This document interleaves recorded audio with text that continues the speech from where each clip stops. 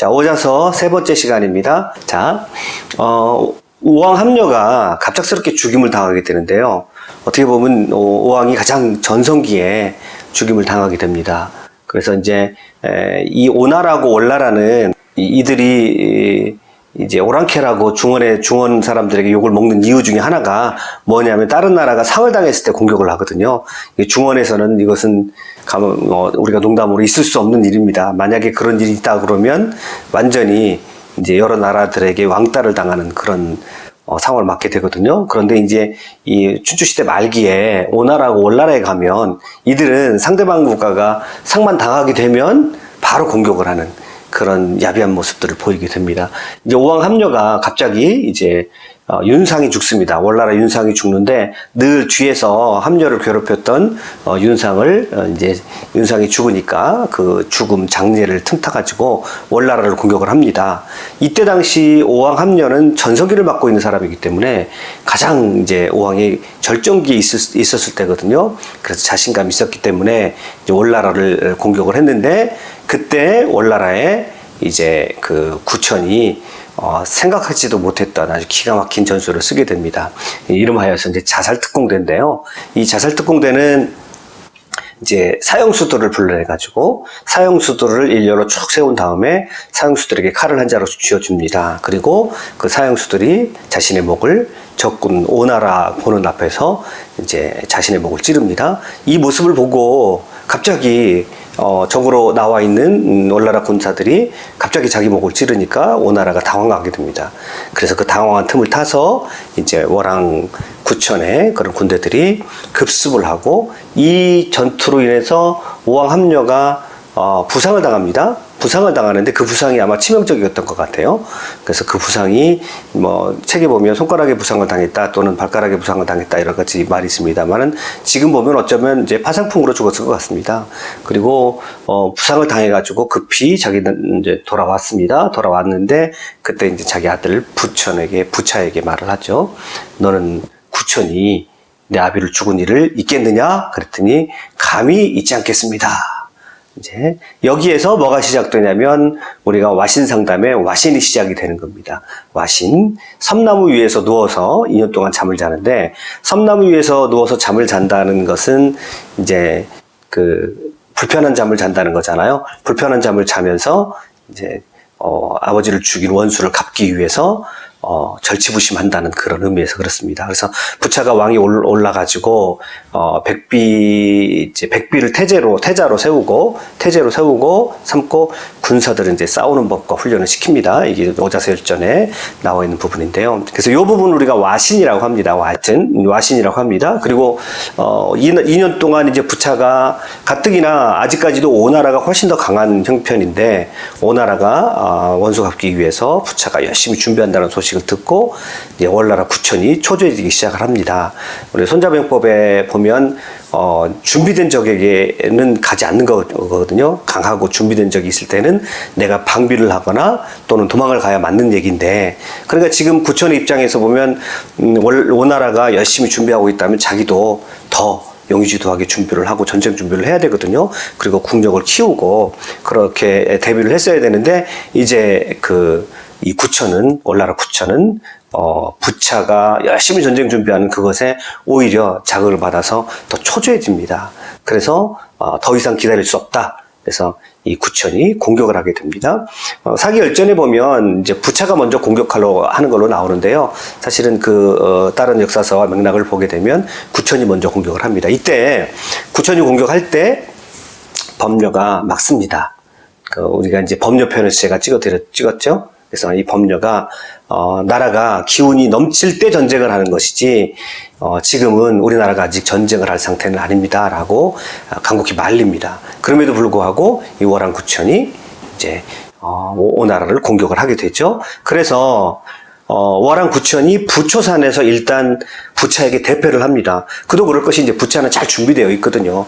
그리고 부차와 오나라 군사들은 절정기 때 자기 왕들을 잃어버렸기 때문에 그거에 대한 원수 갚아야 된다는 그런 이제 각오들이 대단했죠. 그래서 노자가 말한 대로 애군 불패라고 그러죠. 그러니까 슬픔을 당한 군사는 이제 힘이 2배나 더 나는 거죠. 그래서 애상불패, 노자에 나온 아주 유명한 구절인데, 이때도 역시 이제 월안구천이 공격을 했으나 이제 부차를 비롯한 오나라가 월안구천을 몰아내고요. 어디까지 이제 몰아내냐면 회계산까지 몰아냅니다. 회계산이 이제 어디냐면 여기입니다. 여기. 그러니까 월나라가 오나라를 공격을 했는데, 공격을 해서 지고 난 다음에 여기까지 다시 몰린 겁니다. 그래서 여기 회계산에 이제 포위가 됩니다. 회계산으로 완전히 포위가 되죠. 자, 이제 절대절명의 위기를 당했습니다. 자, 그때 이제 회계산에서 5,000명이 월나라 군사 5,000명이 마지막 최후의 항전을 대비하고 이제 죽을 날만은 받아놓은 거죠. 이제 거기에 다 갇혀 있으니까. 이때 이제 월나라 월대부 문종이 등장을 합니다. 그 다음에 오나라의 사신으로 몰래 가가지고 오나라 백비에게 뇌물을 주게 됐죠. 백비에게 뇌물을 주고 월나라를 바쳐서 자신은 오나라의 신하가 되고 자신의 아내는 첩이 되도록 그렇게 하겠다라고 이제 연통을 보냅니다. 그때 문종이 오나라에 딱 가보니까 뭔가 하나 파고 들어갈 틈을 보였어요. 그것은 뭐냐면 백비하고 오자서의 사이가 별로 그렇게 좋지 않은 것을 문종이 이제 발견합니다. 그래서 백비에게도 뇌물을 바치는 거죠. 그리고 나서 이제 오왕 부차가 그 화친을 청하는 구천을 받아주게 되는데요. 이거는 두고두고 후대에 하늘이 준 기회를 놓치는 것으로 평가를 받습니다. 만약에 여기에서 오왕 부차가 오랑 구천을 죽이고 월나라를 다 통합을 했었다면 이제 뒤가 튼튼하고 뒤가 이제 자기를 공격하는 사람이 없기 때문에 그는 중원으로 나가서 중원의 당당한 패자가 돼도 충분했을 겁니다. 그리고 아마 더 오랜 기간 그리고 더 튼튼하게 어떤 패자 노릇을 했을 텐데, 이는 이제 이때 월안구천을 죽이지 않고 뒤에 후한을 남겨둔 거죠. 이거는 이제 말씀드린 대로 후대 역사가들이 또는 후대의 왕들이 두고두고 반면교사로 삼는 일입니다. 그리고 이때를 이제 손자병법에 따르면 이거는 바로 하늘이 준 기회거든요. 그 손자병법의 5가지를 고려해야 된다라고 했을 때, 이제 첫 번째 정당성을 고려하잖아요. 두 번째 굉장히 중요한 요소가 하늘을 고려합니다. 그러니까 하늘이 주신 때가 있다는 거죠. 근데 이때도 이제 하늘이 주신 때인 게 뭐냐면, 월안구천이 먼저 공격했다가 부차가 공격한 게 아니고요. 월안구천이 먼저 공격했다가 오히려 이제 부차한테 당하고 포로로 잡히게 되는 그런 상황이거든요. 그러니까 이때는 가차없이 죽여야 되는 거죠. 근데 오자서는 와서 월안구천, 저 사람이 저렇게 엎드리는 것 자체가 저 사람은 속에 다른 마음을 품고 있는 사람입니다. 저를 죽여야 됩니다. 이제 오자서가 그렇게 얘기하지만 백비가, 뇌물을 받은 백비가, 저까지 인물 살려줘도 괜찮습니다. 저 사람은 어쩌다가 저렇게 해서 이겼을 뿐이지, 한 번 이겼을 뿐이고 힘이 있는 능력이 있고 힘이 있는 사람이 아닙니다. 저를 내버려 둬야 됩니다. 살려도 괜찮습니다. 라고 그렇게 이제 백비가 왕의 마음을 흔들어 놓죠. 부차의 마음을 흔들어 놓아요. 그래서 부차가 이제 살려주기로 작정을 하고요. 여기서 굉장히 이제 재밌는 이제 일들이 벌어지죠. 월안구천이 바로 자기네 나라로 이제 항복하고 돌아간 게 아니라, 부차의 이제 종이 되죠. 부차의 종이 돼가지고, 이때, 이제 문종은, 월나라로 돌아가서 이제 월나라에서 내정을 책임지고 있고, 이때 법녀하고 구천이 포로로 이제 부차에게 잡혀오게 되죠. 그래서 3년 동안 온갖 수모를 당하는데요. 이때 이제 묘지기를 하게 됩니다. 그래서 구천이 함녀를 죽였거든요. 그래서 함녀의 묘지기를 하고, 너는 우리 아버지를 죽였으니까 우리 아버지의 묘에 가서 묘지기를 해라. 또 그리고 자기 왕의 말을 관리하는 이제 마부로 3년 동안 쓰게 되죠. 그러니까 오나라 이제 이 조정에서는 되게 갈등이 생기는 거죠. 저 월안구천을 살려줄 수도 없고 안 살려줄 수도 없고, 백비파는 살려줘도 괜찮다고 그러고 오자서파는 안 됩니다. 저 월안구천은 저 사람 보통 사람이 아닙니다. 저 죽여야 됩니다. 죽이지 않으면 반드시 후회할 날이 올 겁니다. 오자세는 계속 그렇게 얘기를 해요.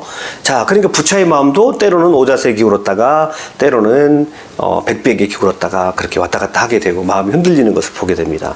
그래서 이제 같이 따라갔더니 범녀가 그 모습을 보고 이제 승부수를 던져야 되겠다라고 그렇게 마음을 먹고 있었는데 범녀의 눈에 번뜩 띄어지는 게 있었습니다. 그 사건이 어떤 사건이냐면 바로 이제 부차가 어떤 일로 해서 병이 든 거죠.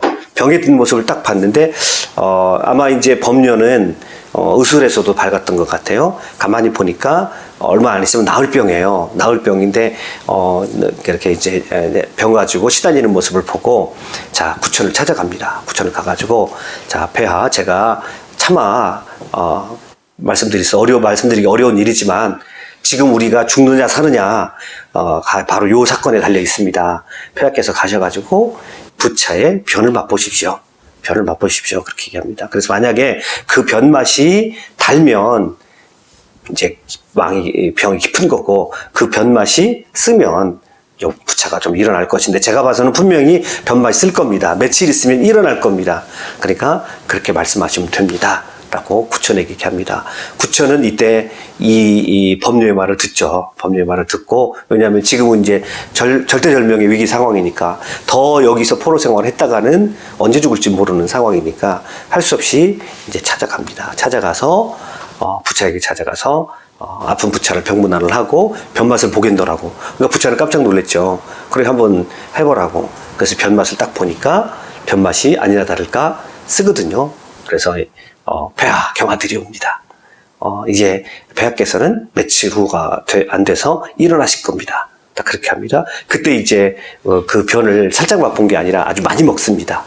많이 맛을 보는데 자 여기 이제 임금님 화장실 모양이에요. 그래서 여기서 변을 맛보는, 여러분 그 장면을 생각을 해보시기 바랍니다. 변을 맛보는 그 모습을 딱 보자 부차는 마음이 이제 구천을 향해서 신뢰가 확 가는 거죠. 그래서 여기서 나오는 사자성어가 하나 있는데 상분 득신이라고 그러죠. 이제 분을 맛보고서 신뢰를 얻었다. 부차가 자기 변을 맛보는 이제 그 구천의 모습을 보고 신뢰를 합니다. 이 사람은 완전히 이제 나를 위해서 이제 나에게 내 신하가 되기로 작정을 한 사람이구나. 그래서 감동을 받고 고향으로 돌아가라. 너의 나라로 돌아가서 앞으로 이제 속국으로서 역할을 제대로 감당해라. 라고 하면서 월안구천을 보내게 됩니다. 정말 하늘이 준 기회를 말 그대로 놓친 거죠.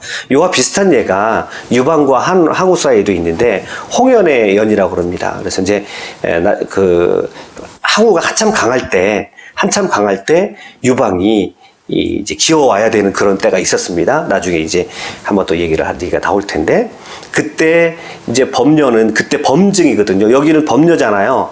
근데 항우의 책사는 범증입니다. 범증이 역시 죽여야 된다라고 합니다. 저 유방 반드시 죽여야 된다. 저 사람 보통 사람이 아니다. 저 사람은 뜻을 품고 있는 사람이고 이미 천자가 되기로 작정한 사람이니까 저 사람 반드시 죽여야 된다고 하는데 이 항우가 저까짓 내가 나하고 상대도 안 되는 거라고 무시했기 때문에 그를 그냥 살려서 돌아보냅니다. 이것 때문에 범증이 아이고 이제 큰일 났다라고 이제 끝내는 저 유방한테 당하겠구나라고 한탄을 하거든요. 한탄을 하는 여기서 부차는 오자세 말을 안 듣습니다. 오자세 말을. 그러니까 똑같은 비슷한 사건이에요. 그래서 이런 거를 하늘이 준 기회라고 하는 겁니다. 우리가 손자병법에서 전쟁을 할 때 하늘이 준 기회가 있거든요. 그럼 그 하늘이 준 기회라는 건 뭐냐면 이렇게 이제 적들이 나한테 왔을 때 또는 정말 우연하게 나한테 기회가 주어졌을 때 그 기회를 놓치게 되면 꼭 그 뒤에 오히려 나에게 이제 보복이 오는, 나에게 어려운 일이 오는 그런 일을 겪게 되는데 이때 이제 두고두고 이거는 천추의 한이 되는 그런 후회를 남기게 되죠. 그리고 월안구천과 이제 범녀가 돌아가서 10년 동안 열심히 나라를 경영을 합니다. 그러니까 10년지계라고 그러죠. 그래서 우리가 고사성어로 10년 동안 열심히 이제 나라 경영을 해서 월나라를 강하게 만들고 부차가 나중에 이제 회명하러 중원에 갔을 때 나라가 통통 비었을 때 이때도 역시 하늘이 준 기회예요. 부차는 이제 생각지도 못했거든요. 하늘이 준 기회죠. 그때 월나라가 이제 오나라를 공격을 하게 됩니다. 그건 이제 후대의 일이고요. 아무튼 월안구천이 굴욕을 맛보게 됐죠. 항복을 하고 끝내는 이제 부차의 변을 맛보면서 굴욕 쪽으로 귀환을 하게 됩니다. 자, 아주 너무나 유명한 사건이고요. 이 장면은 이제 법료편에서 더 상세하게 제가 설명을 했기 때문에 이 정도라고 넘어가겠습니다. 자, 대변 사건으로 해서 완벽한 신음을 얻습니다. 그래서 490년에 월나라가 돌아갑니다. 자, 그러면서 이제 부차는 그 아주 귀찮던 이제 구천을 잡았어요. 그래서 이제는 내가 중원으로 나가야 되겠다라고 중원의 꿈을 꿉니다. 패자로서의 꿈을 꿔요. 근데 이 꿈 꾸는 것 자체가 나쁜 것은 아니고요. 이 춘추 시대에는 자기가 군주면 또는 제후면 자기가 한번 자기도 패자가 되고 싶은 꿈을 꾸는 건 당연한데, 그런데 이제 여러 가지 조건들이 필요하죠. 자기 나라가 안정이 되고, 그 다음에 경제력으로 자기 백성들이 전쟁을 감당할 만큼 충분히 올라와야 되고, 모든 국내 조건이 항상 안정이 되고, 그 뒤에 옆에 뛰어난 신하가 있어야 되고. 근데 부차는 많은 조건을 가지고 있었어요. 패자로서의. 오자서와 백비라고 하는 아주 뛰어난 사람이 있었고요. 백비가 간신이긴 하지만 이도 능력이 없는 사람이 아니거든요. 그래서 이 두 사람을 가지고 있었고, 그 다음에 이제 충분히 강력한 이제 군사력을 가지고 있었고, 오자서가 나라를 충분히 개혁을 해서 나라도 튼튼했습니다. 그런데 단 한 가지 부족한 것이 있다면 뒤에 월나라가 뒤에 있다는 겁니다. 그래서 월나라가 뒤에 있기 때문에 이 월나라를 어떻게 해결을 하고 가야 되는데, 그래서 오자서의 눈에는 이게 뻔히 보이는 거예요. 지금 제 나라를 치자고 하는 것은, 부차가 제 나라를 치려고 하는 것은 이제 패자의 욕심을 부리는 거거든요. 그래서 나도 춘추 5패, 이제 네 번째 패자의 정식으로 이제 네 번째 패자라고 말하기도 합니다만은 자기가 패자가 되고 싶은 그런 욕망이 있는 거예요. 자, 그런데 오자서는 패자가 되기 위해서는 먼저 해야 될 일이 있다는 겁니다. 뭐라고 얘기하냐면, 자, 구천은 이제 오자서도 정보를 알고 있는 거예요. 오자서도 보통 사람이 아니잖아요. 그리고 오자서 하면 누가 뭐래도 이 사람은 사람을 보는 탁월한 능력을 가지고 있는 사람이거든요. 그래서 이제 그 손물을 발탁을 시키고, 그 다음에 전제를 발탁시켜서 태자광을 함녀로 만들었잖아요. 왕으로 만들었잖아요. 그래서 이 사람은 누구보다도 사람을 보는 탁월한 식견을 가지고 있는 사람이거든요. 그런데 아무리 봐도 오자서가 보기에는 구천은 보통 인물이 아닌 거예요. 그래서 이제 정보를 스파이를 보냈겠죠. 그래서 오는 오자서가 나름대로 정보망을 보니까 뭐라고 얘기하냐면, 구천은 밥을 먹을 때 반찬을 하나 가지고 먹는다. 그 다음에 일반 백성들에게 문상이 생기면, 문상과 문병이 생기면, 또는 신하들에게 어떤 새 일이 생기면 문상과 문병을 아주 부지런히 다니더라. 이게 무슨 소리냐? 이거는 왕으로서 보통 각오를 다지고 있지 않으면 이런 일을 할 수가 없다. 장차 그는 그런 사람들을 요긴하게 쓰려고 한다. 그리고 밥을 먹을 때 반찬 한 가지를 놓고 먹고, 특별히 이제 이때 구천은 어떻게 하고 있나요? 상담을 하죠. 상담. 그러니까 와신 상담을 하죠. 상담이 이제 쓸개를 먹는 거죠. 쓸개를 밥 먹을 때마다 먹거든요. 쓸개를 먹으면서 이제 절치부심하면서 원수 갚을 날을 기다리고 준비를 하고, 적으로 이제 경제력을 부흥시키고, 그 다음에 여러 가지 정책을 통해서 나라가 막 부강해지죠. 그 중에 대표적인 것 중에 하나가 출산 장려 정책도 하죠.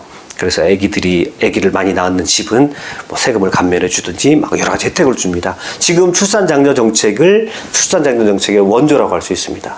이 월나라가. 자, 그런 정보를 오자서는 알고 있기 때문에 뻔히 이제 온단 말이죠, 구천이. 그래서 제 나라를 치려 가는 이 부차에게 이렇게 얘기를 하죠. 지금 지금 오나라에게 월나라가 있다는 것은 사람 뱃속에 병이 생긴 것 같습니다. 그래서 병이 생긴 것 같은데, 이 병을 꺼내지 않고서 다른 일을 한다는 것은 말도 안 되는 일입니다. 그래서 먼저 월나라를 없애지 않고 제 나라를 치려고 힘쓰고 있으니 어찌 잘못된 일이 아니겠습니까? 이거는 안 되는 일입니다. 오자서가 이제 그렇게 간합니다. 자, 이 오자서의 말을 들었어야 되는데, 부차가 끝내는 이제 이 말을 거절을 하거든요. 전형적인 이세 심리에 빠져 있죠. 뛰어난 왕을 아버지로 둔 이세들은 그 아버지 업적보다 더 능가하는 업적을 세우고자 하는 그런 심리가 있고, 그래서 아버지 대의 신하들을 은근히 무시하는, 그리고 없애려고 하는 경향을 보이게 되는데, 아마 이제 야망을 가지고 있는 부차 입장에서는 저 완고하고 탁탁한 노인네 저 오자서가 늘 눈에 거슬렸을 거예요. 그리고 오자서는 늘 자신에게 태클을 거는 것처럼 느껴지거든요. 그래서 오자서의 말을 이제 배격을 합니다. 점차 오자서가 부차로부터 멀어지게 되죠. 이때 또 결정타가 하나 또 옵니다. 그게 누구냐면 월나라에서 최초의 여성 스파이인 서씨를 보내게 되죠. 이 서씨하게 되면 이제 중국의 4대 미녀 중에 첫 번째 미녀. 서씨와 관련된 유명한 고사성어는 서씨효빈이죠. 효빈이라는 거는 이제 따라한다라는 거거든요. 찡그리는 모습을 따라한다는 거거든요. 아마 서씨가 무슨 가슴에 통증이 있었던 것 같아요. 선천적으로. 그러니까 서씨가 이제 틈틈마다 이렇게 가슴을 쥐어짜면서 인상을 썼던 것 같아요. 근데 얼마나 예뻤는지 그 모습도 예뻤다고 그래요. 그러니까 이제 주변의 여자들이 얼굴 찡그리면 자기도 이쁜 줄 알고 얼굴 찡그리는 걸 따라한다라고 그러죠. 그래서 이 서시효빈이라는 말을 어떻게 사용하냐면 맹목적으로 다른 사람이 하는 것이 좋아 보여가지고 그 사람을 따라하는 행위를 우리가 서시효빈한다 이렇게 얘기를 하죠. 그런데 이제 범녀가 서시를 선발을 해가지고 이제 여자 둘을 같이 서시와 함께 다른 여자 하나를 보내게 되죠. 그리고 서시에게 철저하게 교육을 시켜서 이간책을 쓰게 만듭니다. 특별히 서시에게 떨어진 명령 중에 하나가 뭐냐면 백비를 밀어주고 그 다음에 오자서와는 멀게 하는 거죠. 이게 원나라 입장에서 보면 오자서가 자기 나라를 꿰뚫어 보고 있거든요. 이 사람 보통 사람이 아니기 때문에 꿰뚫어 보고 있기 때문에 어떻게 하든지 저 부차와 이제 오자서를 이간질을 시켜야 되고, 그래서 백배는 계속 뇌물을 갖다 바칩니다. 백배에게는 계속 뇌물을 갖다 바치고 그러면서 오자서를 왕으로부터 떨어뜨려 놓으려고 하죠. 근데 이게 결정적인 역할을 하는 게 이제 원나라가 나라 경계 밖에서 하는 게 아니라 왕궁에서, 그것도 왕의 침실에서 그런 일을 하기 때문에 이게 이제 굉장한 효과를 거두게 됩니다. 그리고 이 서씨가 딱 왔을 때 이 부차는 이 미모에 정말 홀딱 빠져가지고 그다음부터 정신을 못 차리죠. 그다음에 이제 이 서씨가 와가지고 또 무슨 일을 하냐면 나라의 재정을 고갈시키기 위해서 막 이제 뭐 쓸데없는 궁궐 공사를 하고요. 자기를 위해서 궁궐을 세워달라는 둥, 그다음에 뭘 세워달라는 둥, 그다음에 이제 부차의 마음을 충동시를 해서 자꾸 전쟁을 하게 해서 온 나라의 국력을 탕진시키려고 하죠. 자, 그래서 서씨가 처음에 딱 왔을 때 이때도 이제 오자서가 딱 보더니 딱 알아보죠. 딱 알아보면서 뭐라 그러냐면 정단하고 같이 오거든요. 정단이라는 여자가 둘이 스파이로 오는데 정단은 성을 무너뜨릴 만한 미인이라 저 여자는 받아들일 만한데 서씨는 말 그대로 경국지색인 거죠. 그냥 나라를 기울게 할 만한 미인이다. 경국지색이라는 거예요. 그래서 받아들여서는 안 된다. 오자서가 그렇게 말을 합니다. 그런데도 이제 부차는 말을 듣지 않죠. 말을 듣지 않고 자기 고집대로 자기 야망대로 살아가려고 이제 그렇게 결심을 하죠. 자, 그래서 이제 제 나라를 치러 가요. 근데 여기서 무슨 일이 발생하냐면 제 나라를 쳐가지고 성공을 합니다. 부차가. 그러니까 이제 부차는 더 교만해진 거죠. 한껏 공부됩니다. 자, 오자서가 보기에는 아무리 중원에 가서 제 나라를 공격하고 여러 나라를 공격을 해도 뒤에 원나라를 남겨놓고는 부차의 안전을 보장할 수가 없는 거죠. 그때 이제 또다시 오자서를 제 나라의 사신으로 파견합니다. 그래서 제 나라의 사신으로 파견하면서 부차가 이제 주변의 정세를 살피고 오라는 거죠. 이때 오자서는 어떤 생각을 하냐면, 이미 부차가 나를 버렸구나. 그리고 부차가 내가 아무리 간을 해도 부차가 말을 안 듣기 때문에 나와 내 가족이 안전할 수가 없겠구나. 그런 마음을 품어요. 그래가지고 마침 사신으로 가면서 자기 아들을 데리고 갑니다. 자기 아들을 데리고 가서 이제 제 나라의 형편을 살펴보면서 자기 아들을 포시 집안에 맡겨놓습니다. 그러니까 포수가 집안이죠. 포시 집안에, 자기가 알고 있었던 포시 집안에다가 아들을 맡겨놓고 몰래 돌아옵니다. 그런데 문제는 이 장면을 백비가 다 정보망을 켜고 바라보고 있었다는 겁니다. 일거수일투족을 이제 다 본 거죠. 라이벌이기 때문에. 그래서 이제 임금에게 참소를 하죠. 임금에게 참소를 합니다. 오자서는 사람 때문에 굳건하고 사나우며 정이 없고 시기심이 굉장히 강하다. 그래서 왕에게 분명히 원한을 품고 계실 것이다. 왜냐하면 여러 차례 왕에게 간언을 했는데 왕이 들어주시지 않자 그걸로 인해서 오자서의 마음은 이미 왕에게 멀어 있습니다. 조심하셔야 됩니다. 그런데 제가 이 말씀은 드려야 될지 모르겠습니다만 그렇게 말을 했겠죠. 결정적인 오자서가 지금 왕에게 마음이 떠나 있다는, 그리고 저가 반역을 꾀할 줄도 모르는 결정적인 증거가 하나 있습니다. 그게 뭐냐 그랬더니 몰래 아들을 포시 집안에 제 나라에 맡겨놓고 왔습니다. 이게 무슨 소리입니까? 제 나라에 사신으로 갔을 때 자기 아들을 제 나라 포시 집안에 맡겨놨다는 이 자체가 벌써 이 오자서는 당신에게 마음이 떠나 있다는 것을 반증하는 겁니다. 저를 내버려 두지 마시고 빨리 대비를 하십시오. 이 말을 딱 듣자마자 부차의 말이 더 기가 막힙니다. 나도 그렇게 생각하고 있어. 나도 그렇게 생각했었어. 그리고서 오자서에게 이제 칼을 내어주게 됩니다. 오자서에 칼을 내어주고, 그리고 오자서가 칼을 받습니다. 오자서 칼을 받죠. 그래서 오자서가 죽습니다. 자, 그가 마지막 죽으면서 이렇게 말을 해요. 아, 간악한 참신 아주 악한 신이죠. 간악한 신이죠. 간악한 참신 백비가 나를 어지럽게 하고 있거늘 왕은 거꾸로 나를 죽이려고 하는구나. 그러면서 여기서 또 기가 막힌 말을 해요. 지금 앞에 설명을 안 드렸습니다만은 이제 이 함녀가 자기 후계자를 삼으려고 했는데 원래 태자가 있었어요. 원래 태자가 있었는데 태자가 전쟁에 나가서 죽었습니다.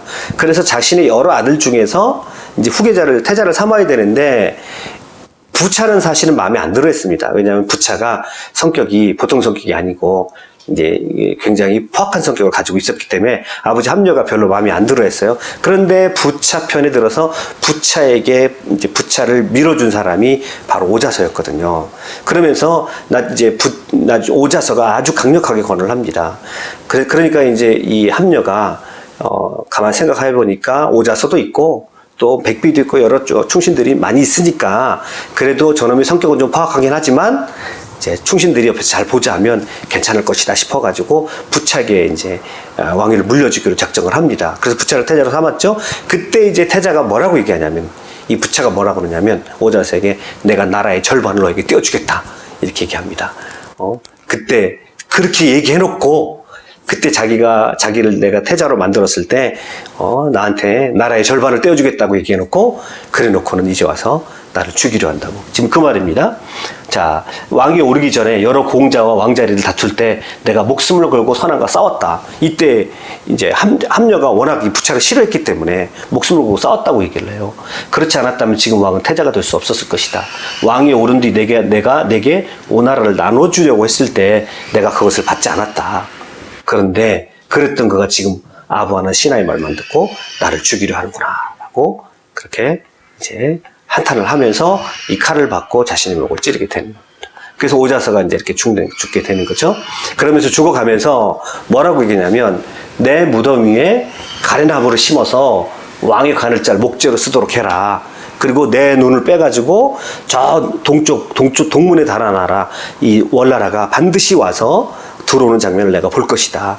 그리고 그때 되면 어떻게 된다는 겁니까? 부차가 죽는다는 거죠. 결국 나중에 이제 이때 그대로 이루어집니다. 그대로 이루어져요. 근데 요 마지막 말을 또 부차가 들어요. 부차가 듣더니 이 오자서가 너무 괘씸해가지고 장례를 치러주지 않고요. 오자서의 시체를 자루에 넣어가지고 장강에 빠뜨려 버립니다. 장애가 빠뜨려 버립니다. 그래서 오자서가 빠진 그 자리가 있다고 그래요. 자, 그래서 하여튼 오자서는 그렇게 비참하게 생을 마감합니다. 그래서 이제 사마천이 최종적으로 이제 이 오자서에 대해서 평가를 내리는데 이런 평가를 내려요. 이런 평가를 내리는데 이제 읽어보면 작은 을을 버리고 큰 치욕을 씻었다. 이 말은 뭐냐면 형이 자기에게 이제 형과 자기를 잡으러 왔잖아요. 그때 형은 작은 을을 취한 거거든요. 그게 작은 일을 취해서 아버지한테 갔어요.